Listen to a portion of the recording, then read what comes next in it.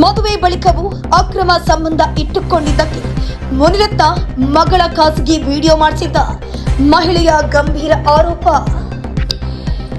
ಈ ಹಿಂದೆ ಬಿಜೆಪಿ ಶಾಸಕ ಮುನಿರತ್ನ ವಿರುದ್ಧ ಅತ್ಯಾಚಾರದ ಆರೋಪ ಮಾಡಿದ್ದ ಮಹಿಳೆ ಇಂದು ನಗರದ ಪ್ರೆಸ್ ಕ್ಲಬ್ನಲ್ಲಿ ಮಾಧ್ಯಮಗಳ ಜೊತೆ ಮಾತನಾಡಿ ಮುನಿರತ್ನ ವಿರುದ್ಧ ಮತ್ತಷ್ಟು ಗಂಭೀರ ಆರೋಪ ಮಾಡಿದ್ರು.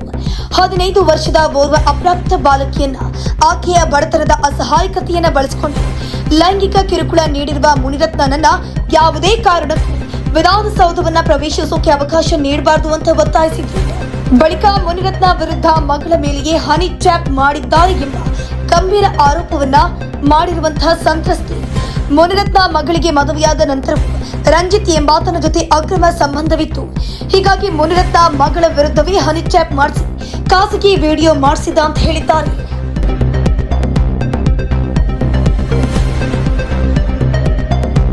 ಮದುವೆ ಬಳಿಕವೂ ಅಕ್ರಮ ಸಂಬಂಧ ಇಟ್ಟುಕೊಂಡಿದ್ದಕ್ಕೆ ಮುನಿರತ್ನ ಮಗಳ ಖಾಸಗಿ ವಿಡಿಯೋ ಮಾಡಿಸಿದ್ದ ಮಹಿಳೆಯ ಗಂಭೀರ ಆರೋಪ.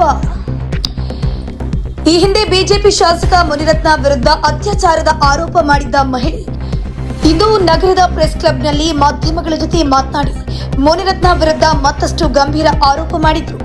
15 ವರ್ಷದ ಓರ್ವ ಅಪ್ರಾಪ್ತ ಬಾಲಕಿಯನ್ನ ಆಕೆಯ ಬಡತನದ ಅಸಹಾಯಕತೆಯನ್ನ ಬಳಸಿಕೊಂಡು ಲೈಂಗಿಕ ಕಿರುಕುಳ ನೀಡಿರುವ ಮುನಿರತ್ನನನ್ನ ಯಾವುದೇ ಕಾರಣಕ್ಕೂ ವಿಧಾನಸೌಧವನ್ನ ಪ್ರವೇಶಿಸೋಕೆ ಅವಕಾಶ ನೀಡಬಾರದು ಅಂತ ಒತ್ತಾಯಿಸಿದ್ರು.